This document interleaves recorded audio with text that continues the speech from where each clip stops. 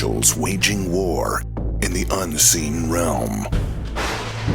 Global events fulfilling biblical prophecy. Eternal life. What lies beyond mortality? From analyzing the paranormal from a biblical worldview to the discussion of cutting-edge science and technology, conspiracy, discovery, special investigative reports. Unafraid to explore the challenging issues facing humanity. Welcome to another edition of SkyWatch TV.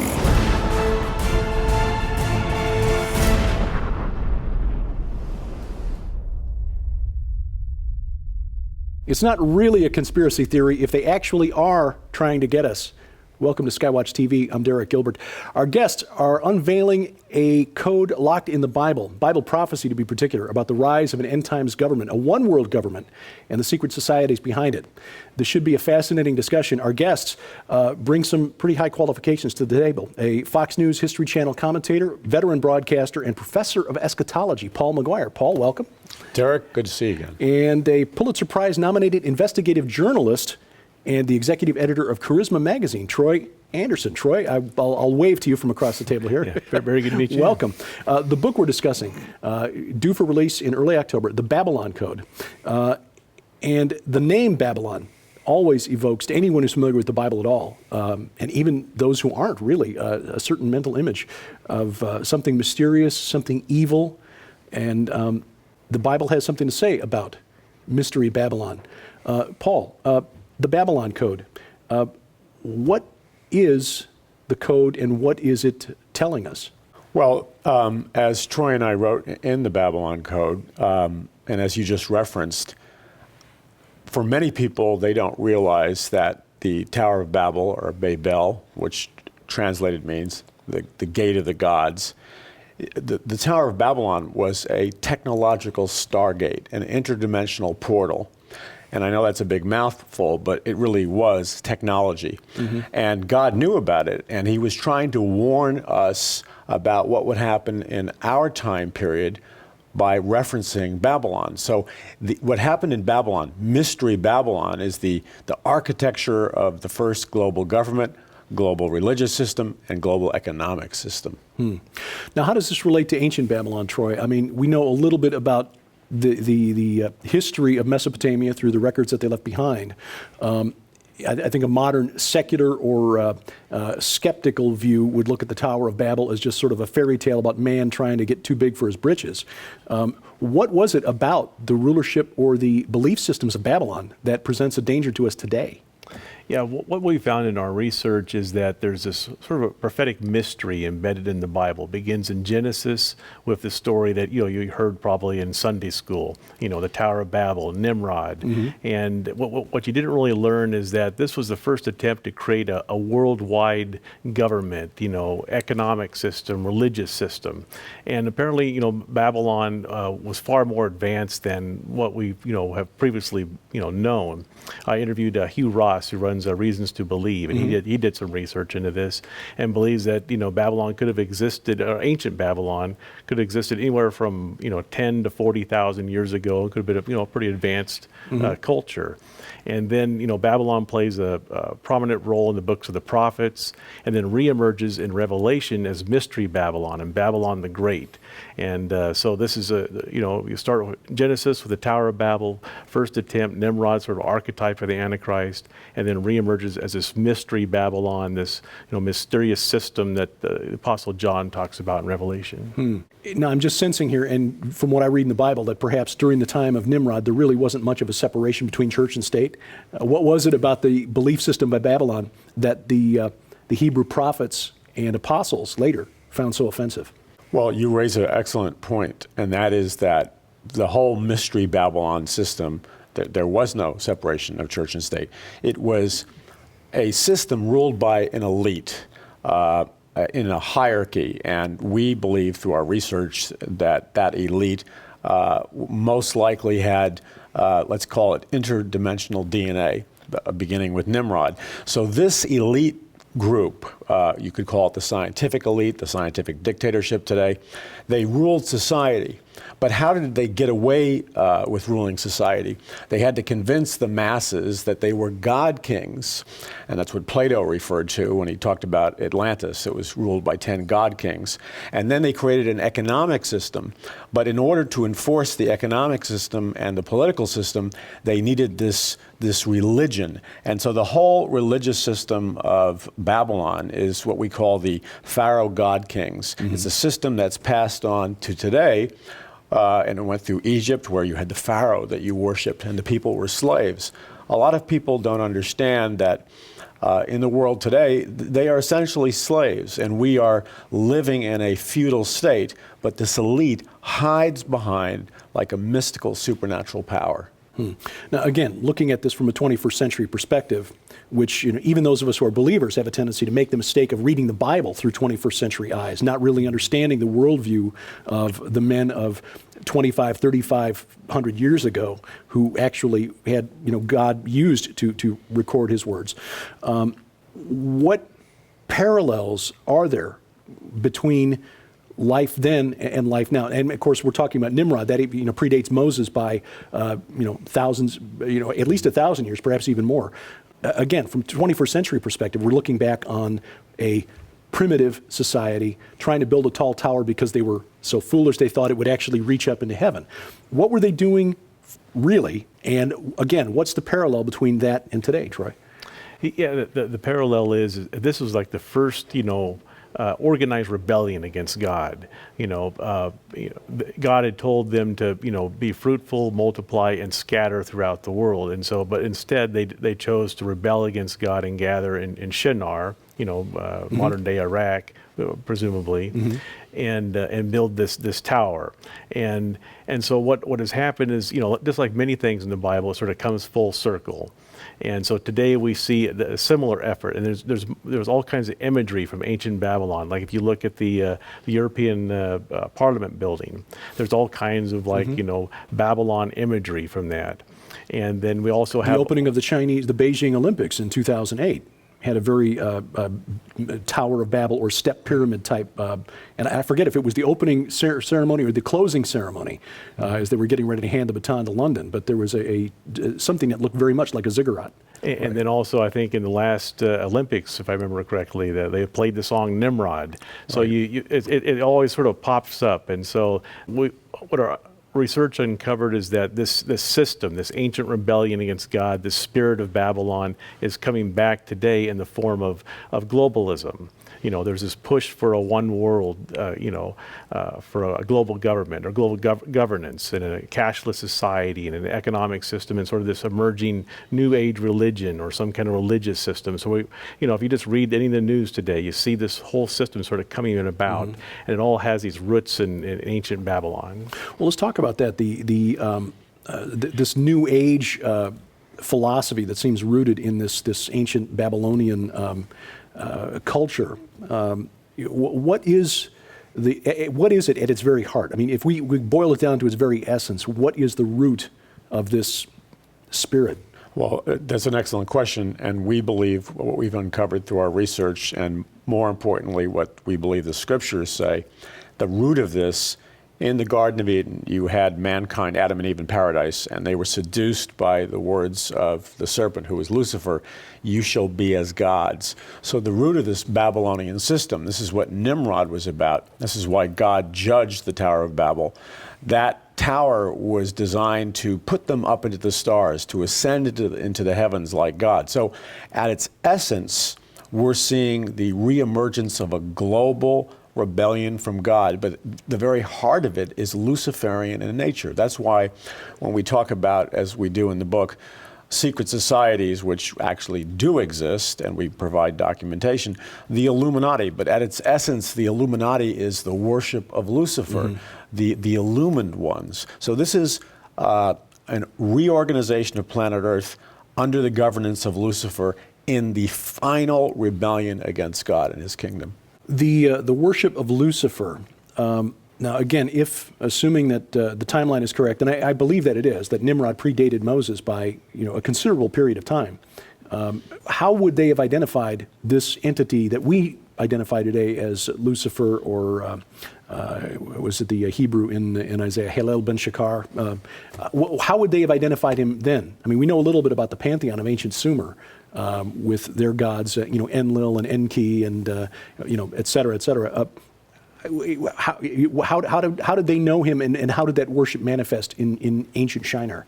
Well, one of the interesting things that Troy and I did in the research of this, we talk about, and you were in the opening making a reference to this, the secret societies which actually do exist. So there is secret occult knowledge and power of the supernatural, and it is passed on secretly from civilization to civilization.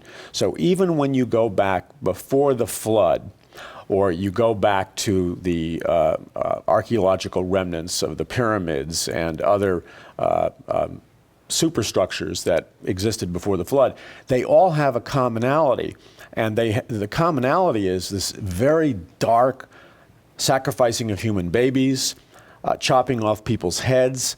It's an occult satanic religion. So whether you're talking about the Incan ruins or the Mayan ruins, there's this worship of Lucifer. Now, whether they call Lucifer Lucifer by name, that's secondary, because Baal is a type of Lucifer. Mm-hmm. And so the satanic worship is way back then. In fact, Canaan was just filled with Luciferian worship. Mm-hmm. Whether it was identified as Baal or Moloch or any of the other ancient entities.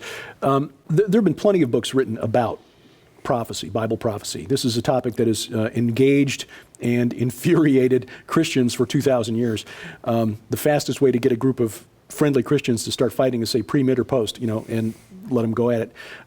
How does the Babylon Code differ from previous books, Troy, on end-time prophecy? Yeah, what's different about this book is, I'm a journalist, award-winning journalist, mm-hmm. editor of Charisma Magazine, and I've teamed up with a prophecy expert who's studied this subject for several decades. And so I've taken the skills I've learned over several decades and applied it, investigative journalism, asking this question: Is this end-time system really, coming to fruition now? Are we seeing this really happening now? Is the Bible prophecy, coming true? And we did over 100 interviews. We interviewed everybody from Billy Graham to Dr. Tim LaHaye to Rabbi Kahn to Joel Rosenberg to Mark Hitchcock, Bible scholars, Noam Chomsky, and just sort of put it all together. And the overwhelming consensus among all these people, both faith leaders, prophecy experts, and secular people, professors at Princeton, mm-hmm. Oxford University has a Future of Humanity Institute where they study. Nick Bostrom and Stuart Armstrong and those guys. Yep. And the consensus is, we're somewhere in the run-up to this, either the potential extinction of humanity. So even the secularists see us as being in the last days. Like Oxford, this Future of Humanity Institute put out a report on the 10 major risks to the future of civilization, and one of them was a global totalitarian government. They actually admit this. Oxford University mm-hmm. in a report, and so there's a lot to this. What role do secret societies play in this, Paul? I mean, if they are the protectors, the conveyors of this secret knowledge that's been handed down for tens of thousands of years now, perhaps certainly at least 6,000 years, who are they? How do their works manifest in society? This is the key issue. And first, I want to go back to the scripture. The Apostle Paul says, "For our fight is not against flesh and blood, but against principalities and powers and the dark unseen forces of wickedness in heavenly places." So the Bible clearly tells us that we are not engaged with human governments or human organizations, but we're engaged with invisible beings. And it's talking about demons and principalities and powers. So what we see from the scripture, and God is very clear, is that the real organizational structure of the universe is not what we see in the physical realm. It's supernatural. However, there's an interfacing, and this is what we unlock in the Babylon Code, between these supernatural powers and mankind. So from the dawn of time, we see a certain group of the elite worshiping Lucifer, following the principalities and powers. But in order to survive and in order to maintain their economic and governmental and religious control, they have to pass this knowledge on secretly. And so these secret societies, which we went out of our way to document so there would be no skepticism, these secret societies, for example, like Skull and Bones and the Illuminati and the Rosicrucians, and we could go on and on and on, they exist for the purpose of passing on this secret knowledge so that this Luciferian elite, or what Aldous Huxley would call the scientific dictatorship, could control the world. And that's what we have today. We have a sophisticated, pseudo-sophisticated civilization, but it's under the temporary control of the god of this world, which is Lucifer. A question that comes to mind as we look at history and look at all of the misery that we humans have inflicted upon our fellows throughout history. It seems the only thing we get better at as the centuries roll on is at killing one another. Why have these secret societies, if they control as much of society as they do, waited so long? What are they waiting for? Well, I think, and this is really a very sobering thing that we uncover in the book. You know, the reality is that they don't have the same Christian principles we have, compassion, a conscience. So let's just talk about the global population. It's one of the tenets of these secret societies to reduce the world's population from 7 billion to 500 million. But as they say in their own writing, it's by any means necessary. Mass genocide, war, plagues, whatever it takes. So we're talking about the ruthless slaughter of billions of people. Now, they don't want to say that openly because there would be a revolution, but they are doing it covertly. Troy, your background as an investigative journalist, looking at Bible prophecy, I think there are some folks who might say, well, you know, how can you apply the skills of a credentialed journalist to something that obviously requires faith? At what point did you decide that you would unlock the code? What was the key to unlocking the Babylon Code, if you will?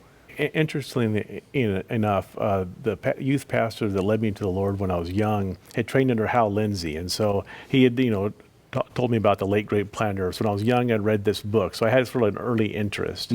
But then I'd sort of forgotten about it. And in 2009, I went to a prophecy conference where I heard Paul speaking, and he made this statement of the world is undergoing the most radical transformation in history, transition from sovereign nation states to a global one world government, one world economic system, one world religion. And so I went back to my editor and I said, hey, this is if this is really happening, this is a great story. He said, yeah, sure, write a story. And so that sort of set me on this journey, 5-6 years ago to start digging into this. And so, I continued to write stories for Charisma and Christianity Today and I think CBN, WorldNet Daily, and just kept on sort of digging into it. And then we've been talking about maybe, looking into this prophetic mystery in the Bible. And, so I began doing interviews and lots of research. I mean, ultimately we looked through, thousands, maybe even tens of thousands of pages of, academic reports, government documents, all kinds of interviews, read hundreds of books, hundreds of news stories, and just sort of put this puzzle together, try to find the most concrete evidence possible to back up, is there something really to all this? And it was sort of a mind-blowing investigation. Well, yeah, because as I said, 2,000 years have passed, and we Christians are still fighting one another. When somebody says we're going to go before the rapture, somebody says the rapture's before the Great Tribulation, others say, no, it's before the day of wrath, and others say, no, it's going to be later, and others say, you Christians you're all fools because there is no rapture. We've been arguing about this for 2,000 years. There are arguments about who is Mystery Babylon. It's New York City. No, it's Washington, D.C. No, it's Jerusalem. No, it's actually Babylon. We can't come to an agreement on that. So how do you fit all of these pieces together and make a cohesive whole?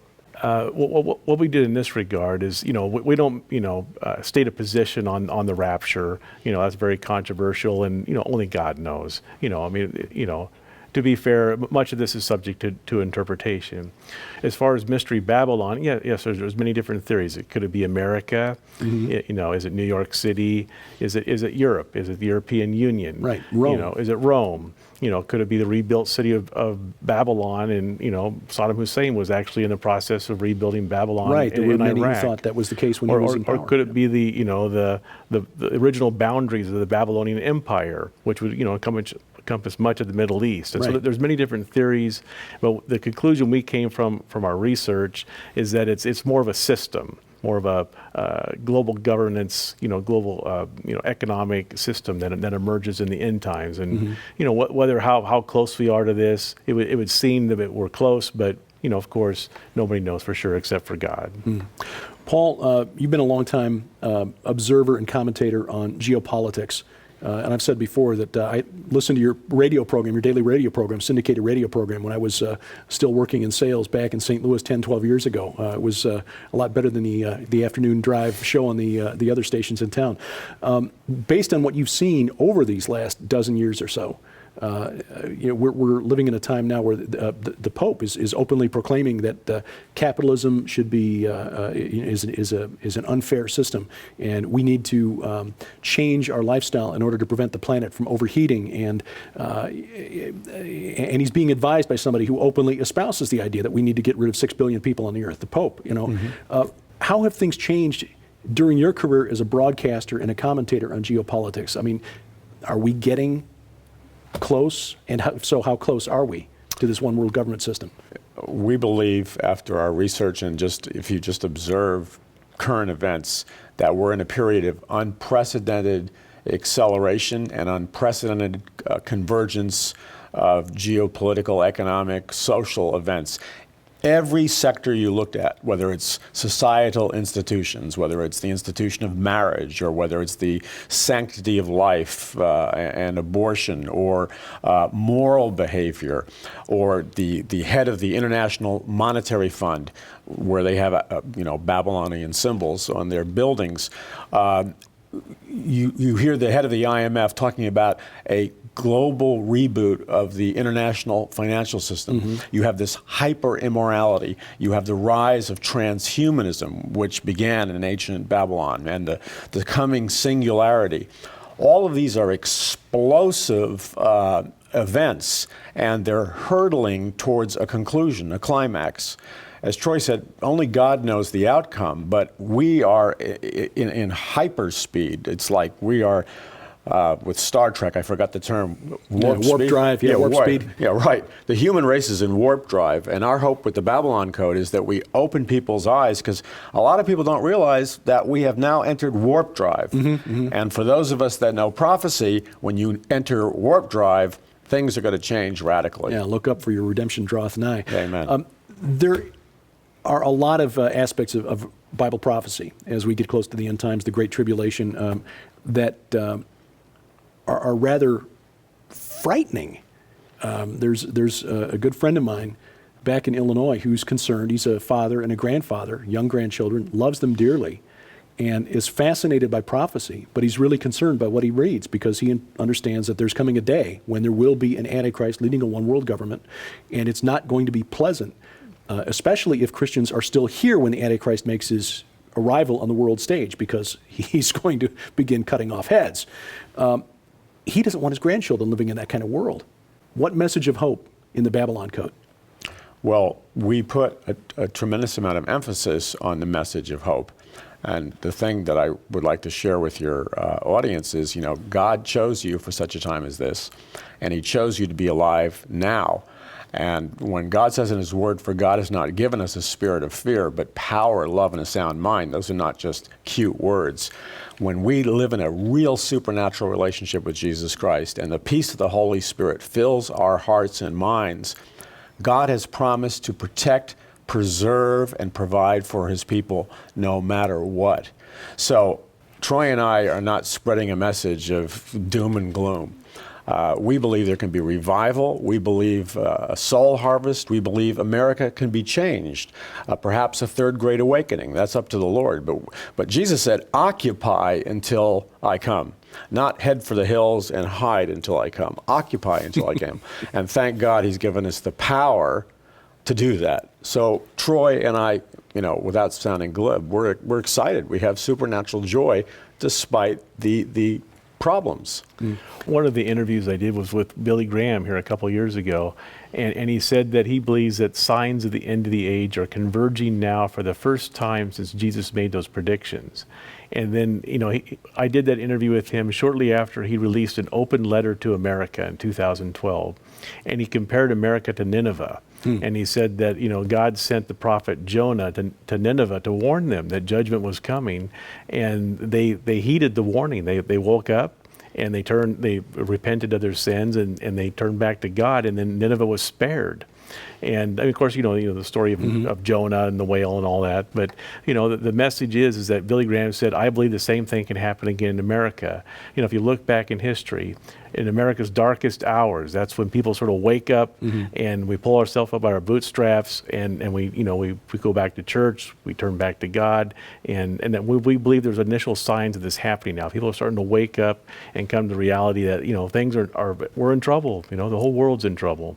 And so that's what we hope is going to happen. And that's why, that's the prime motivator why we wrote the book, is we want to help, spread this message.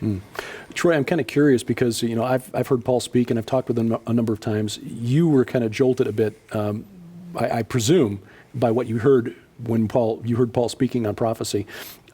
How are other people reacting now that you're talking about the same message, with about just a minute to go? The people that we have read the book so far have reacted just, there's like, Michael Snyder said, you'll be shocked by what you learn in this book. Dr. Tim LaHaye said, this end time book is by far the best. It reveals the truth. Sid Roth said, puts the pieces of the puzzle together, and things like that. So we're hearing a very positive reaction to it. It's a very credible book. There's all kinds of evidence. It's footnoted. There's, just pretty much like our vice president at Faith Words. He said he read the book over a weekend at the beach, I think Memorial Day weekend, and he said it was something like, this is the book I've waited my entire life for. It puts all the pieces of the puzzle together, and he said he wanted to run up and down the beach and tell everybody, read this book and, sell everything you have. We got to get this message out to the world. It's like the old song from the 1940s. Troublesome times are here, filling men's hearts with fear, but there's good news. The Babylon Code by Paul McGuire and Troy Anderson. We'd like to offer it to you. 1995, but in addition to that, the classic work by Dr. Stanley Monteith, Brotherhood of Darkness, which covers much of the same material, showing you that there is, in fact, a conspiracy. They really are out to get us. But the cavalry's just over the hill, coming from Calvary. Gentlemen, Paul McGuire, Troy Anderson, thank you for joining us. And thank you for watching as we keep watch. I'm Derek Gilbert, and this is SkyWatch TV.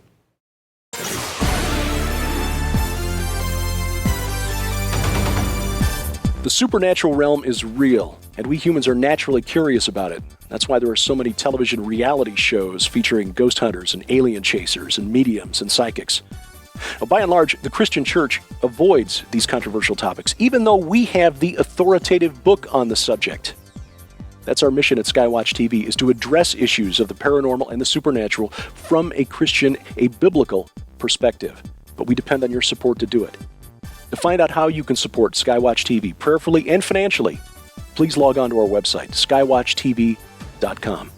And keep watching as we keep watch at SkyWatch TV.